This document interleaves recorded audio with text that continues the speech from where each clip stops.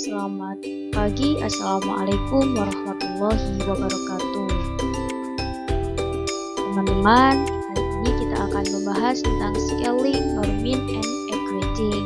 Untuk apa kita belajar scaling, norming, and equating, dan kegunaannya dalam kehidupan sehari-hari? Untuk apa sih kita akan membahas pada hari ini, khususnya pada pendidikan di negara kita.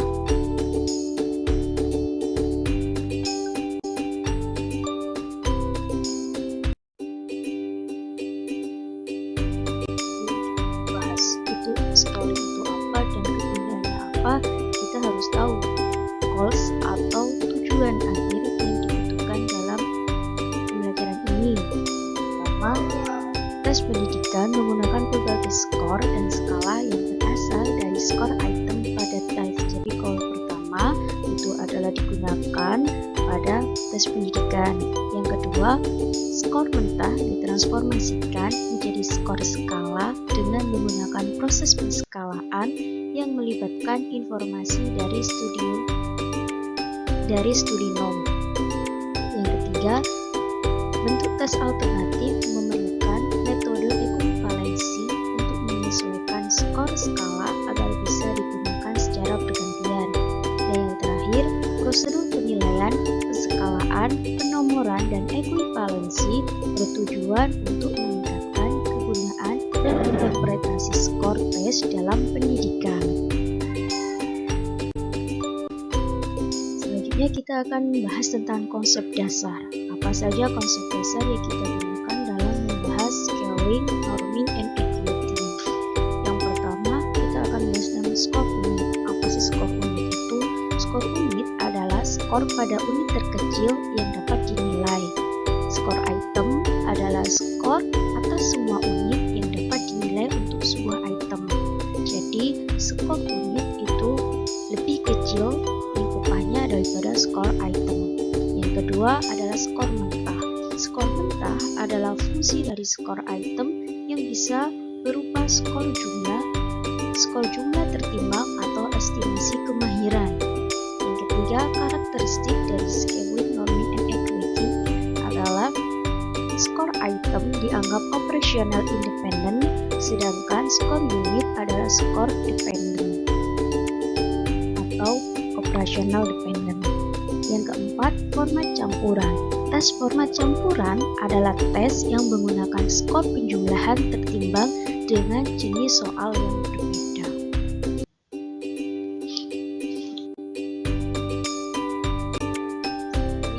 Penskalaan skor mentah.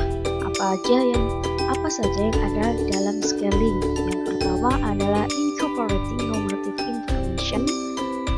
Dalam incorporating normative information ini ada 3 hal penting yang dibahas. Yang pertama adalah pemberian tes.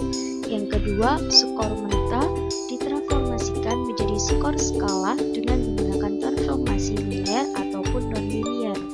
Dan yang ketiga, skor normalisasi ini kemudian ditransformasikan secara linear untuk memiliki rata-rata dan standar deviasi yang diinginkan.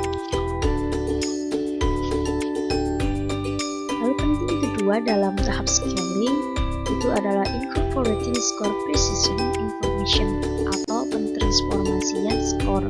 Terdapat 3 hal penting atau poin penting dalam tahap ini. Yang pertama, satuan skor skala harus sesuai dengan akurasi pengukuran dan tidak menghilangkan informasi dari skor mentah.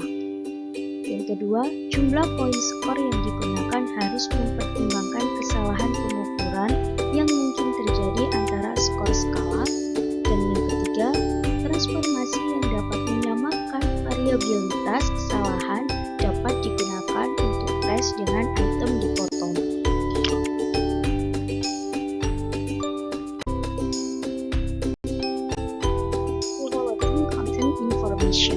Atau menggabungkan informasi konten. Hal ketiga dalam tahap scaling adalah menggabungkan informasi konten. Skor tes harus berhubungan dengan konten tes dan skor peserta tes lainnya agar bermakna.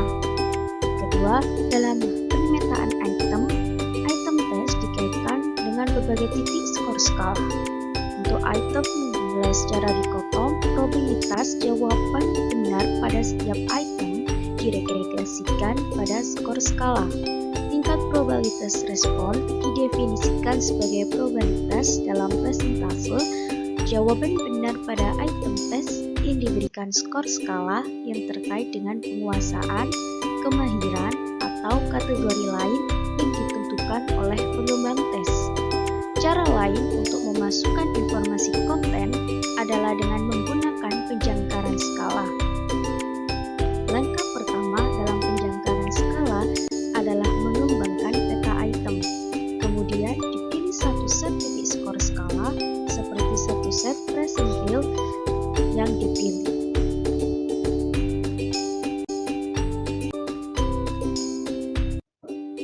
Tahap selanjutnya, ketika tadi kita sudah membahas scaling, maka di sini kita akan membahas norming dan equating. Norming menghubungkan skor tes dengan kinerja sekelompok peserta tes. Norming nasional biasanya didasarkan pada pembagian sampel yang mewakili secara nasional individu-individu pada usia atau tingkat pendidikan yang sesuai dengan tujuan tes. Norming nasional biasanya dikembangkan dengan menggunakan rencana pengambilan sampel yang membantu memastikan bahwa sampel secara akurat mewakili populasi. Norming nasional berdasarkan usia atau kelas sering disediakan untuk tes pencapaian dan bakat pendidikan.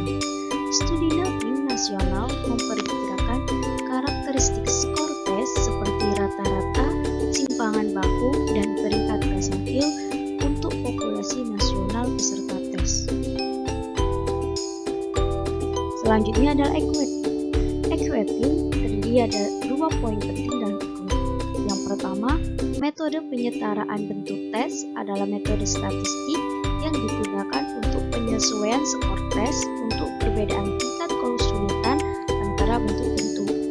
Yang kedua, tujuan penyetaraan adalah untuk memungkinkan skor pada bentuk tes alternatif dapat digunakan secara bergantian. Skala norming dan implementasi penyetaraan tes membutuhkan proses untuk mengumpulkan data yang disebut sebagai desain penyetaraan.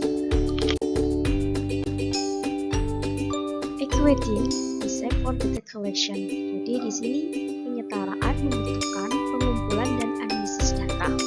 Berbagai desain pengumpulan data digunakan untuk melakukan penyetaraan dan berbagai desain yang paling umum dibahas di bagian ini. Dalam membahas masing-masing desain, anggaplah bahwa formulir X adalah formulir baru, anggap juga formulir Y adalah formulir lama, yang sudah dikembangkan transformasi dari skor mentah ke skor skala. Proses penyetaraan dimaksudkan untuk menghubungkan skor mentah pada formulir X dengan skor mentah pada formulir Y dan skor skala. Desain dalam equating ada 5. Yang pertama adalah random groups. Dalam desain kelompok acak, bentuk tes alternatif secara acak ditugaskan kepada peserta ujian. Salah satu untuk menerapkan desain kelompok acak adalah dengan mengemas buku tes sehingga bentuknya bergantian. Ketika bentuk-bentuk dibagikan kepada peserta ujian pertama meminta buku tes formulir X, peserta ujian kedua buku formulir Y, dan seterusnya. Proses penugasan ini kadang-kadang disebut sebagai spiral, menghasilkan kelompok yang sebanding secara acak setara, yang diberikan formulir X dan formulir Y. Dengan asumsi bahwa kelompok acak cukup besar, perbedaan antara rata-rata skor mentah pada formulir X dan formulir Y dapat didistribusikan kepada perbedaan kesulitan dari dua bentuk tersebut. Desain equating yang kedua adalah single group. Dalam desain kelompok tunggal, peserta ujian yang sama diberikan dua bentuk alternatif. Bentuk-bentuk tersebut ditentukan waktunya secara terpisah, dan urutan bentuk tes biasanya dibuat seimbang. 1,5 acak dan peserta ujian diberikan formulir X diikuti oleh formulir Y. Setengah acak lainnya diberikan formulir Y diikuti oleh formulir X. Penyimbangan digunakan untuk mengendalikan konteks, efek dari konteks konteks seperti latihan atau kelelahan. Yang ketiga, desain ketiga adalah Fremont Item Non-Equivalent Groups. Dalam desain kelompok tidak setara dengan item bersama. Formulir X dan formulir Y diberikan kepada kelompok tidak setara peserta ujian yang berbeda. Kedua bentuk tersebut memiliki item yang sama. Ada dua varian dari desain ini. Ketika menggunakan satu set item bersama internal, item bersama berkontribusi pada skor peserta ujian pada formulir. Asumsi statistik yang kuat digunakan untuk menerjemahkan perbedaan antara dua kelompok peserta ujian pada item bersama menjadi perbedaan antara dua kelompok pada variabel. Desain keempat adalah ILT Calibrate Item Pools. Penggunaan kolom item yang dikalibrasi dengan IRT memungkinkan lebih banyak fleksibilitas dalam menyertakan bentuk alternatif dari sebuah tes daripada desain kelompok tidak setara dengan item bersama. Yang kelima, comparison among existing design. Ada poin-poin penting, 3 poin penting dalam desain ini. Yang pertama, ada 4 desain penyetaraan tes yang dibahas, item dengan kelompok non-equivalent, IRT, kalibrasi kolom item, kelompok acak, dan kelompok tunggal. Masing-masing desain memiliki manfaat dan keterbatasan dalam hal pengembangan tes, administrasi tes, keamanan tes, asumsi statistik, dan ukuran sampel. Yang ketiga, pemilihan desain tergantung pada kebutuhan dan karakteristik program pengujian tertentu.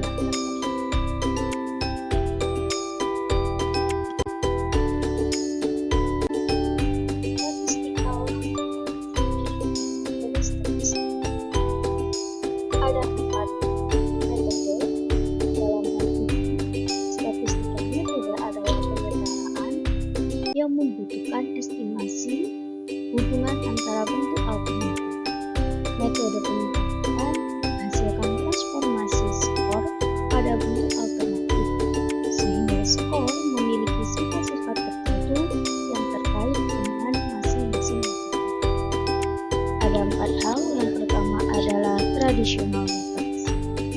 Traditional method adalah korespondensi skor pada bentuk alternatif.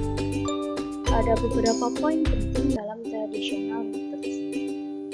Yang pertama, metode penyetaraan skor teramati tradisional mencari transformasi skor pada bentuk alternatif, sehingga memiliki karakteristik yang sama untuk populasi tertentu.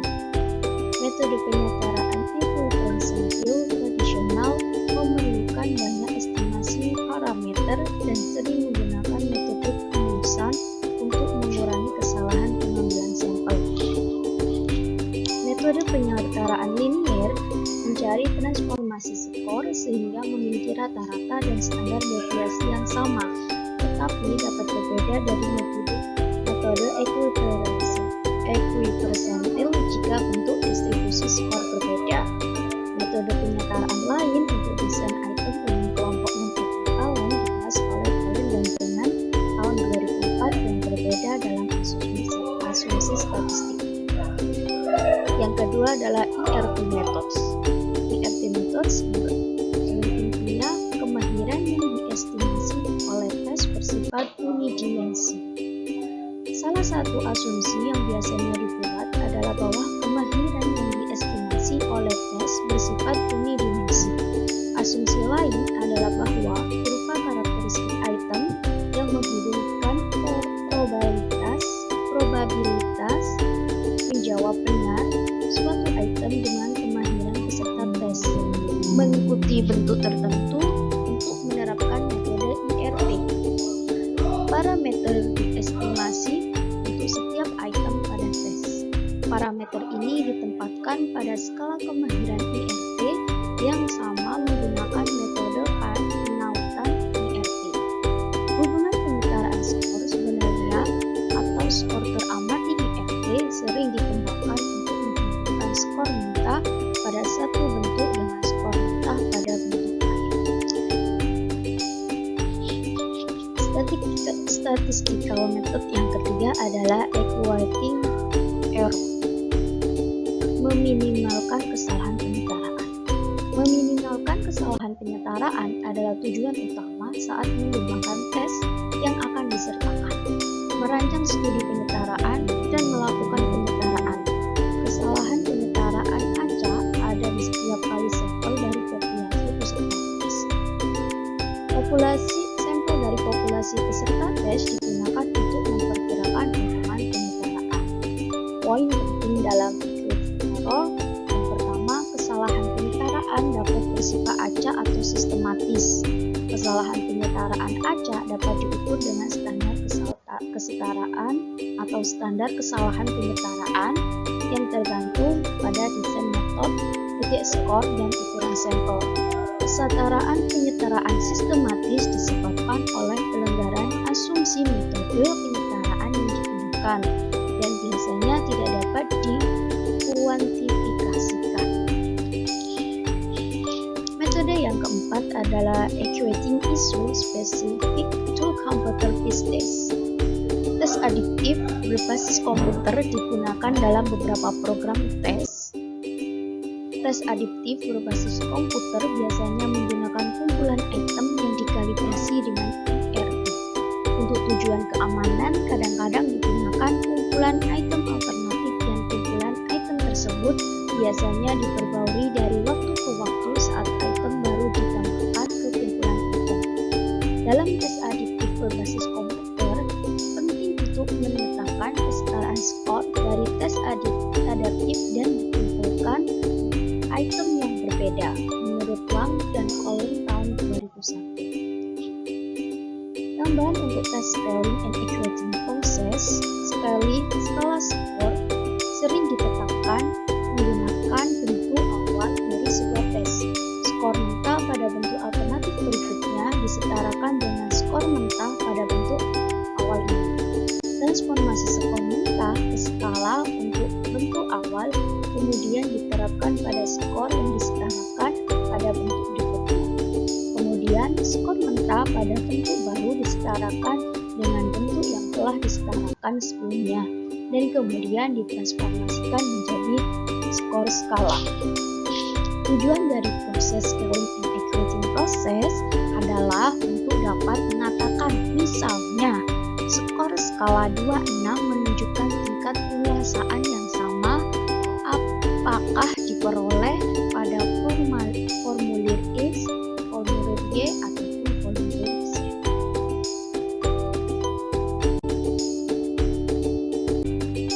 Application atau aplikasi sederhana dari pembelajaran scaling, learning, and equality ada 3 hal. Yang pertama, tes penerimaan, yang kedua, pengujian penempatan, dan yang ketiga, pemberian hasil dan akuntabilitas.